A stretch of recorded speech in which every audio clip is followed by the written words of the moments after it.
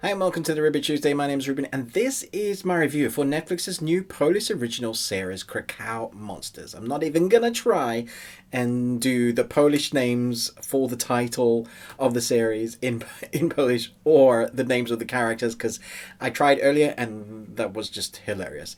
Anyway, let me know in the comments below. Have you heard of this one? Because when I tried to find it, I knew I wanted to watch this. I ticked it. I said, yes, add this to my watch list. It's nowhere near, at least in the UK, on the title page of Netflix's series or even like suggested titles or what's new this week. You actually have to go and search for it. At least I did. Which makes me kind of sad for the series because I think this is one that people could find interesting to watch. Anyways, let me know. Let's jump in. A young woman haunted by her past joins a mysterious professor and his group of gifted students who investigate paranormal activity and fight demons. Like I said, this series is equal parts supernatural, equal parts Scooby-Doo gang, equal parts scare jumps, equal parts I've seen it before, and then steep that in Polish fantasy lore and you kind of get what the series is doing.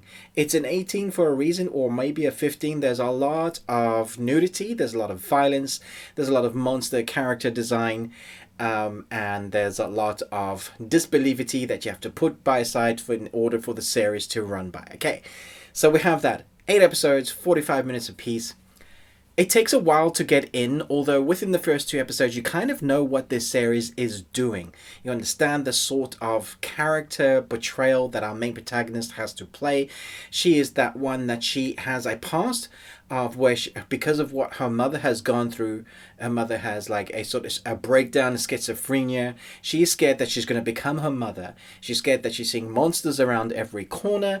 And then another part, you have the professor who has got a bunch of Scooby gangs with various kind of abilities, and they incorporate her into this world. And as the episodes unfold, she starts thinking, well, maybe I'm not quite as mad. And round about, I think, the third, fourth episode, she is believing that there is more to her world that's going on, and it has a lot to do with her. And so the story unfolds. The weakest part of the story is the bad guy, and that is it takes the form of a young kid who basically goes, I'm bad guy, and add a little bit of black stuff, and I'm evil for the sake of being evil because, my form is evil and therefore I'm evil.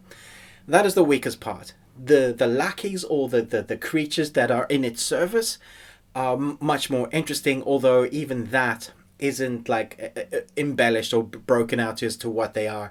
It's really when you're hearing the lore from the students or the Scooby Gang part of the team that you start understanding what this is, and you're finding out more about the kind of enemies that they have. I would say there was one creature design, I think it was episode 1 or episode 2, that was phenomenal. It was excellent.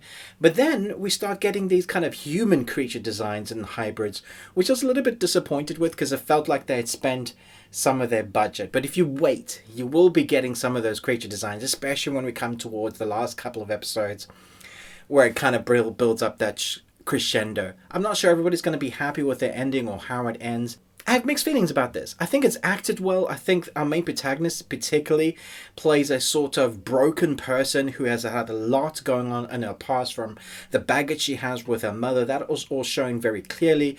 Her trying to face her demons at the same time realizing that there is perhaps demons and monsters that live around the corner or under your bed.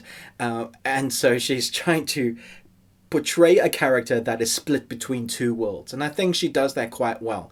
And then we get some of the other characters from part of the Scooby Gang. I like to call them the Scooby Gang because they have this little van that's yellow, and just reminded me like they're going to reveal the monster, and that is very much a mystery. They're trying to find out who or what is kind of taking over their city and killing people. They've got to discover this and figure it out to save everybody, to save the day. And it's that, and that's kind of what keeps you coming with the action sequences, with the zombie moments, with the demon moments.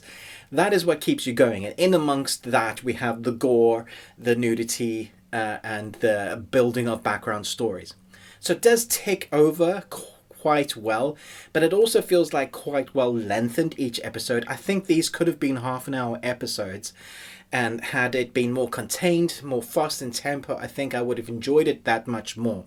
Because it does feel like it overstays its welcome. It stretches out the story somewhat.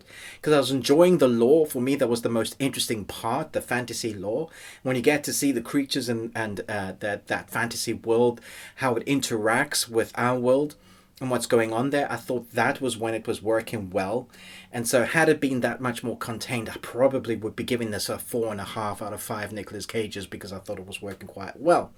And then we have the dialogue in the script. Again, feels like embellished and stretched out. They don't get to the point quick enough. I wanted them to reach those kind of points of what we knew already. I think that's partly what's kind of frustrating. We know the truth, because we get to see both sides of the story, the good and bad guys. And so watching your protagonist take episode after episode trying to get to a truth or a revelation that's already been revealed is annoying. The mystery behind her, of what's going on, that is probably what's going to keep you watching and trying to figure out, what is it about her? Why is everything centered around her? Why is these things attracted to her? And so that is, for the most part, gripping enough to keep coming back, but I don't think I would ever go back and watch it again. It's definitely a 3 Nicolas Cages out of 5 for me. I enjoyed the creature design, I enjoyed the mystery, I enjoyed some of the suspense. I wasn't ever really scared. I was more annoyed at some of the cheap jump scares that it provides. I hate cheap jump scares. Occasionally it tries some very interesting camera work. There was one particular shot near, I think, episode 2, and probably one in 6, where they do long steady cam shots, and was very creative. They often mix it with like club music, because they're in a club in those particular scenes, or alleyway shots, and they don't cut, and it was very creative, very well done. That I kind of wanted more of. When they get creative, it's very interesting. When it's very kind of soap and stretchy outness, then you're like, please get on with it. So definitely a mixed bag, entertaining for the most part. 3 Nicolas Cages out of 5. Let me know your thoughts down below. Thanks so much for watching. But most of all, until next time, remember, live on Tuesday.